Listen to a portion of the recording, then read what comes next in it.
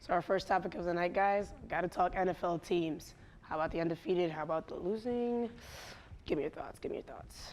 I already know what you're going to say, but go Well, for it. when we talk undefeated teams, when we think undefeated teams in the NFL, you got to think of the New England Patriots. Without Tom Brady, they throw out Jimmy Garoppolo. He goes 2-0. He gets injured. They throw out Jacoby Brissett. He wins his first game. So I look at the Patriots, no matter what quarterback, they could put me in a quarterback and they'd still win. You look at that defense, it's been a top 10 defense the past 3 years. You got guys like Jamie Collins, all-pro linebacker. You have Dante Hightower, another guy who's going to be an all-pro someday. And Devin McCourty, of course, shoring up that secondary. You look at the Patriots, it's not just the offense that's going to surefire once Tom Brady comes back, but also that defense, because I think that defense is really what helped shut out the Texans last week and really vaulted them to that 3-0 status. So I think they're the strongest team out of the 4 or 5 teams, I believe, that are undefeated. It just pains me so much to try to agree with him because we all know how I feel about the New England Patriots. But I do have to say, I think it is very impressive that they've had multiple quarterbacks and they are doing as well as they are. But I have to say, a team that I really feel is going to make a big impact again is the Denver Broncos. I love that defense. And I think Von Miller, as the heart of it, I think he's incredible. And I see them doing very well. I just don't Defense like does win games, man. It's all right. It's all right. Nobody likes the Patriots. I have another question. You discussed Tom Brady, though. He's back. How do you think he's going to do when he comes back? You know what? They're playing the Cleveland Browns, so that's not going to be much of a roadblock. He has some leeway to play subpar in that first game because it's the Browns. So I think he'll come back, and I don't see them losing until they go out to Denver out in, I believe, week 12. So I think that's their first loss of the year. That's fair. How about you, Tony? I don't know. I think I do agree. I do agree, though. I do. I mean, they're playing the Browns. I think he will have a strong showing, especially since he has been out. He's going to want to prove that, he does belong out there, even though it's not even a thought in anyone's head that he does. But I think it's just going to be interesting how the rest of the season plays out. But I also think that other teams need to start stepping it up. You have teams like the Jets, who 6 interceptions. That's crazy to think about. How can you? No, that shouldn't be happening. You know. So I think that other teams really need to start stepping it up because the teams that are undefeated are teams that can remain undefeated for a substantial amount of time in this season. Well, I don't think anyone expected the Baltimore Ravens to be 3-0. Oh, absolutely. I know I didn't. No. I thought they were going to be the worst team in that division coming into this season. So I didn't expect the Vikings to be 3-0 either, without Teddy Bridgewater, without Adrian Peterson now. And also the Philadelphia Eagles. I know, Bird Gang for you. I didn't expect Carson Wentz to be that good. I don't know how long he's going to stay good, but I think that's. He does. I mean, he's just got to stay in the pocket. He can't be taking those hits every week. Now, I know. I just got to discuss this because, the Giants, they kind of let me down last game. They kind of let me down. But I do see them coming back. But, I got to ask your thoughts on that. They kind of let me down, but I do see them doing better next game. But I got to get your thoughts on that one, too. I don't know. I think it just comes down to finishing, and they just never they just haven't been at all. But I think that they'll step it up as the season progresses. I have a lot of faith in the Giants. You gotta.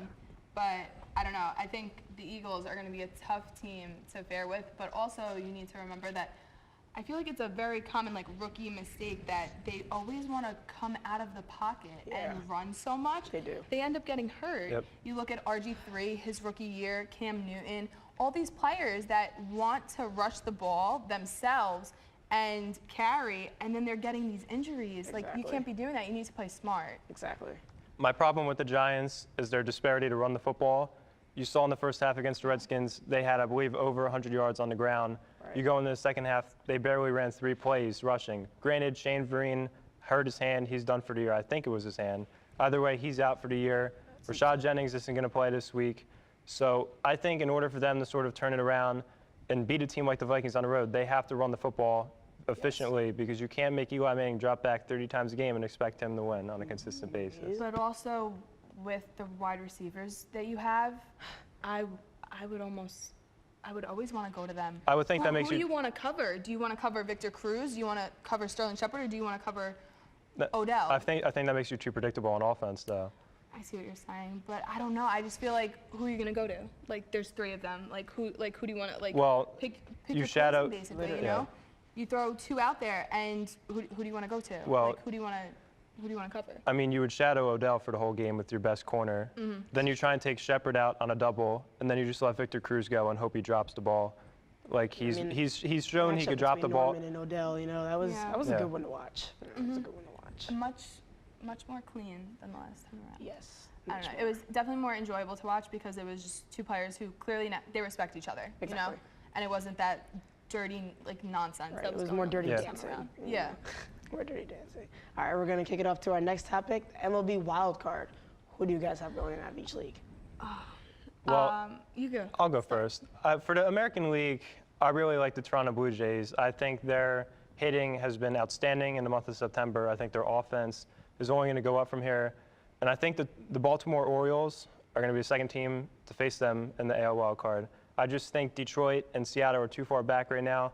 I don't think they're going to have enough push to get in. And for the National League, you know, I think the Mets are obviously a lock to get in right now. They're up 2 games over the team that's currently sitting first out of the wild card spot in the St. Louis Cardinals. So I think they're almost a lock to be in. Of course, they play the Phillies in a 3-game series this weekend. A very weak team on the road. I think they're an easy lock. For the second wild card, I'm going to have to do the Giants. I think the Giants, in terms of their pitching staff and their consistency on offense, I think they could score a lot of runs when they need to, but when you have Madison Bumgarner as your #1 pitcher, you're not going to lose in a spot start. I like the Giants. The Mets, I don't know. I just feel like there's been so many injuries and everything. Obviously, I think they're going to get the wild card spot. Do I think that they're going to do much with it? No. I think that what it's going to, I mean, again, I do not like Boston sports.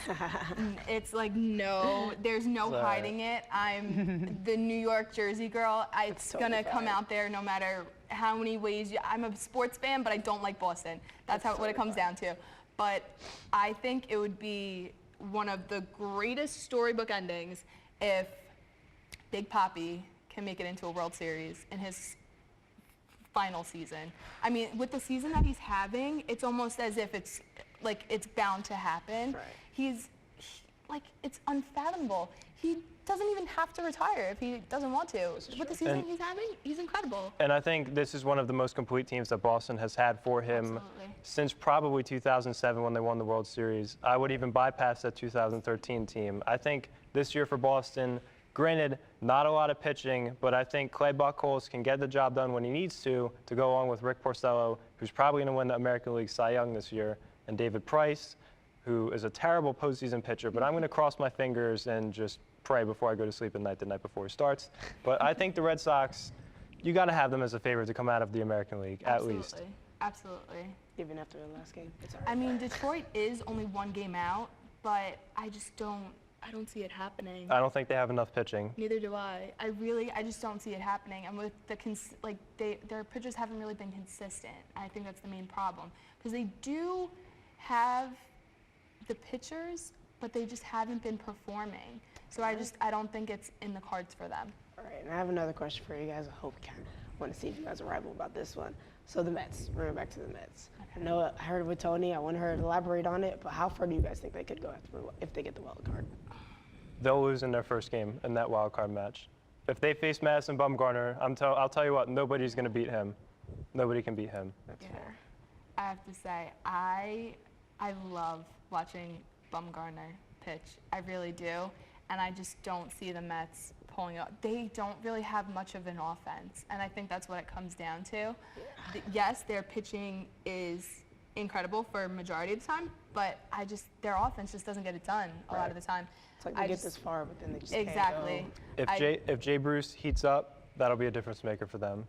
He's been struggling ever since they traded for him from Cincinnati. Yeah. Only 7 home runs, I believe, with the Mets. If he heats up, I think that could be a difference maker for New York. All right, that's fair. All right, we're going to go to our third topic of the night. Monmouth football. Tell me about the Hawks, guys. What are your thoughts about their season now? Okay. Where do I begin?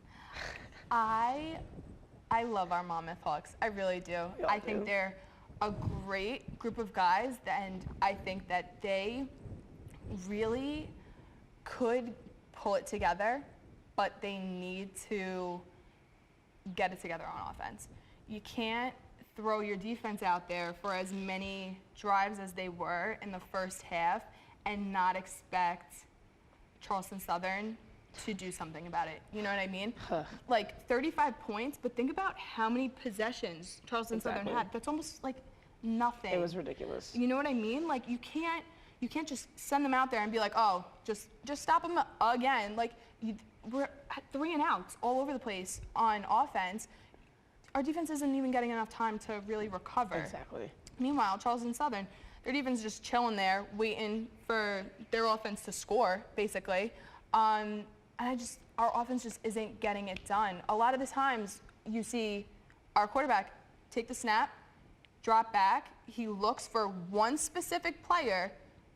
Player's in double coverage. Okay, he panics, runs out of bounds behind the line of scrimmage. Okay, so now you're 2nd and 12. So now you're out 2 yards when all you had to do was either hand it to Levon Cheney, who's an animal, or any of your other running backs, Ed Royd, Zach Welch. I feel like you can't really go wrong with any of them. And we do have a very good wide receiver core that I just don't understand why he isn't utilizing all of them to their full capacity. Well, I think just in terms of the offense, I think they just move too fast. And I think especially for a quarterback on the younger side and Cody Williams, I think the best thing in terms of a coaching move is to slow the pace down. Maybe not so much run it out of shotgun, let them take a couple snaps under center. That offensive line, I think, is a bright spot for that team. I think they've had a lot of good pass protection for Cody Williams. I think there's a lot of good run blocking there for Levon Cheney.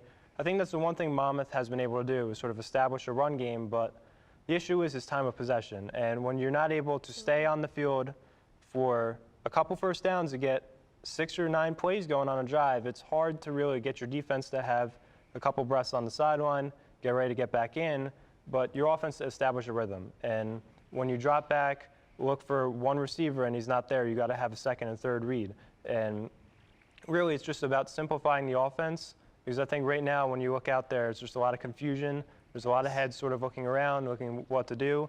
So I think there's just too much complexity right now for the Monmouth offense. Yeah, I think that Cody almost gets down on himself when he shouldn't. He's a very good quarterback. I believe it I've too. watched him perform during practices, and I've even, like when he first came in, first thing I did was look at like all of his high school tapes. He can throw the ball and he can play. He's very good. He just needs to calm down. That's all it comes down to. If he calms down, I think he has the capability to be one of the best quarterbacks in the Big South. It's definitely imaginable. Speaking of which, they did come out strong for their first 2 games. So in the Big South, where do you guys see them going throughout their season? I think they'll be right around 500, because I think they were right around there last year. They're not ready to take that next step and sort of become a top 2 or 3 team in the conference, but I also don't think they're on the level of like Presbyterian or Gardner-Webb towards the bottom. I think they're stuck in neutral right now, and I think they're going to be like that for another year or two until they could really develop the young core they have and simplify an offense of game plan and solidify a defense. I think they'll be right around neutral, right around 500 the rest of the way. I agree with that. And I also think that we have a very solid group of freshmen that came in this year. You have a lot of true freshmen out there. And I think it's just going to get better as we go along. I think by this freshman year, by their junior class, they are going to be top 3 teams in the Big South. Do you think we're going to lose a big deficit when the senior class now graduates? How do you think they'll perform after? Because we did have a big group come in.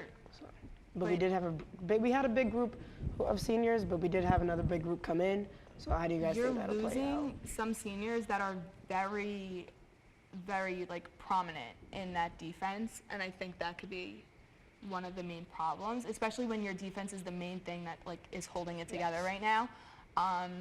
But honestly, I have so much faith in Mike Basile to really just round up the troops once those seniors do graduate, like he's been doing. He's incredible. And I honestly, out of all the kids here, I see him being one of the next big names out of Monmouth to make it to the NFL. Yes. Absolutely, 100% Mike Basile going to the NFL. 16 and a half tackles against Kent State. That's incredible. It's Literally. insane. It's crazy. He's so good, and he's been at that level. The thing is, he has the season that he has as a freshman, and you think, oh, maybe I'll just like fall off. No, he has consistently been performing. Even the games that we don't produce on offense, and it isn't exactly like how we want it to turn out, he's something else. He really is. He's nasty. Can't Yeah. lie. Yeah. All right. Well, I guess it's time for me to pick a winner. It's going to be very hard. Oh, can we just say we tied? I think we did both Yeah. so good. I- Can we do a tie? I Like, think- is that Yes, a we can do thing? a tie. If anything, Can I'll we give do it a to tie? It's the Matt. first I'll give it show. to Matt. No, It's the I think it's a first tie. I think It's the a first tie. show. You guys did really amazing. This was really interacting. So you know what? It's the first show. We'll go with a tie. But you know what? The next show, I don't think we can do that.